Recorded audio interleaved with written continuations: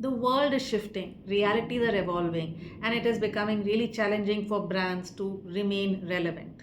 Great for you if you're a digital brand born in these current times, born out of these current times. But all the other brands that have existed from earlier, or brands that are born today but think in the old way, are struggling to remain relevant. For brands to remain relevant, what is required? Brand strategists need to remain relevant.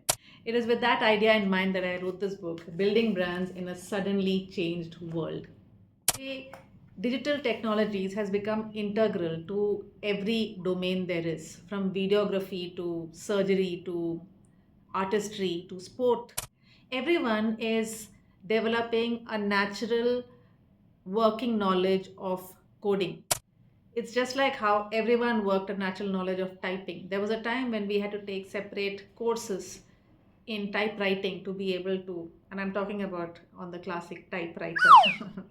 So, on the typewriter, to be able to type, to know intuitively which letter is where, you had to take a typewriting course. But with the advent of computers, today everyone knows to type, everyone is familiar with the QWERTY keyboard. It's called QWERTY keyboard. And we can pretty much most of us can type on the keyboard without looking at the keyboard.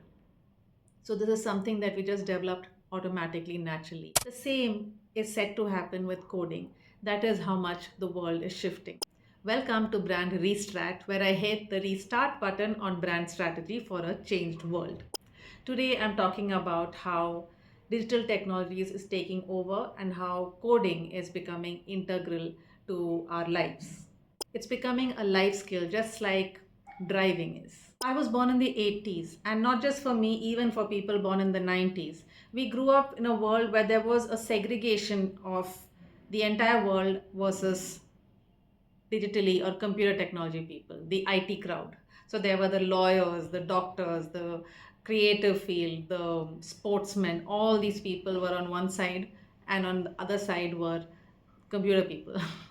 The IT crowd, which also happens to be the title of one of my favorite sitcoms. So the IT crowd was stereotyped to be smart in only one faculty and not so smart in everything else. They are smart in computers, in technology. They are geeks.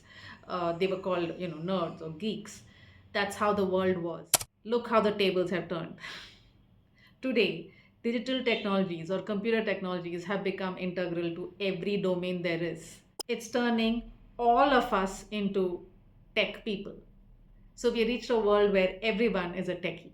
One of the overarching themes of these times, and therefore of my book, is how everything is getting accessible.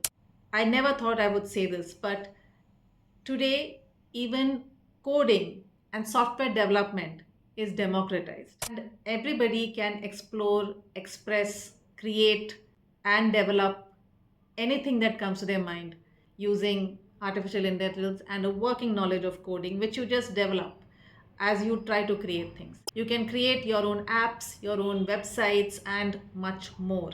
And anybody can do this. So, one by one, things have gotten democratized. Design with Canva got democratized, and many other such things. Similarly, today, something as difficult and complex and it seemed very not, it was a faculty which seemed to be reserved for a certain intelligence. But today, software development and coding has become accessible to all of us. And whether or not we want to, whether or not we actively pursue it, my take is that it will automatically become a part of our life.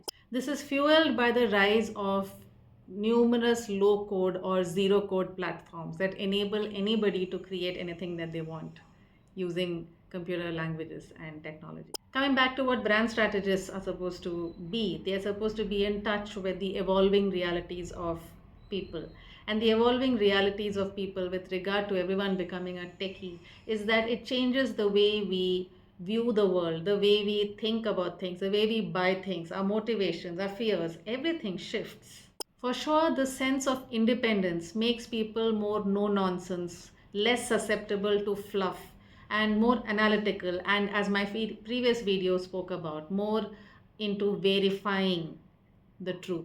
If there's one thing that brands need to remember out of this lesson, is that we must not mock the advent of technology or artificial intelligence. It's not relatable or aspirational to mock the advent of artificial intelligence.